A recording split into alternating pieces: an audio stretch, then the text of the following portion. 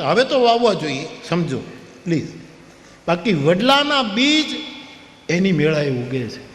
બીજમાંથી વડલો થાય છે અને વડલામાંથી પાછા બીજો સર્જાય છે. એમ વિશ્વાસને વાવવો નથી પડતો, એનું એક બીજ છે.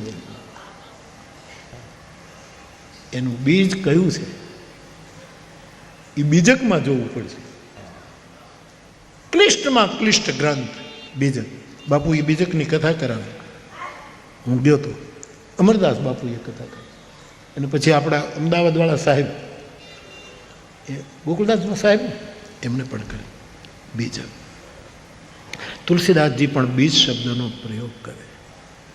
વિશ્વાસ રૂપી વડલાનું બીજ કયું?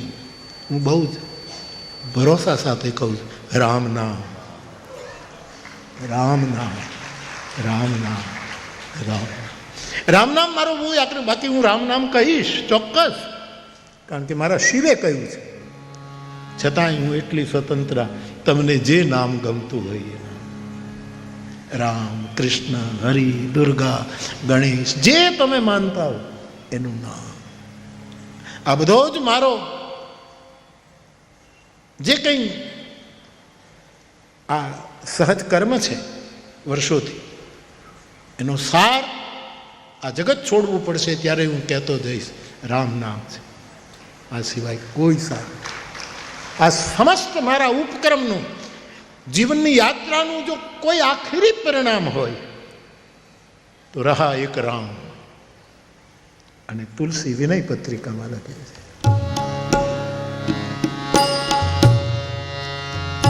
વિશ્વાસનું બીજ રામ નામ છે અને રામનું બીજ વિશ્વાસ છે.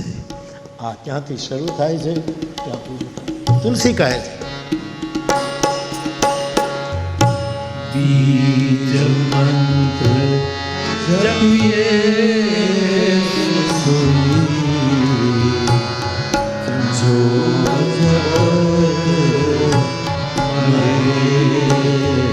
શિવજી એ બીજ મંત્રનો જાપ કરે. મહામંત્ર જપિએ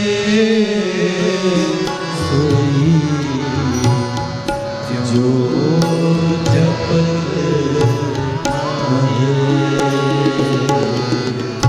એને બીજ મંત્ર કહો કે પરમ મંત્ર કહો. કબીર સાહેબે રામ નામનો કેટલો મહિમા ગાયો. નાનક દેવે રામ નામનો કેટલો મહિમા ગાયો. નરસિંહ મહેતા એ રામ નામ શું તાલી લાગી, સકલ તીર્થ એના તનમાં. રામ રામ કહે પાર. એટલે આજનું જે કથાના ક્રમમાં પ્રકરણ છે એ રામ નામનો મહિમા છે, રામ નામની વંદના છે.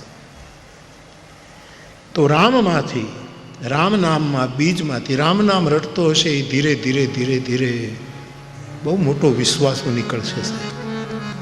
ભરોસા કરવા જેવો માણસ નીકળશે. અમે ગાતા રહીએ છીએ, વિશ્વાસ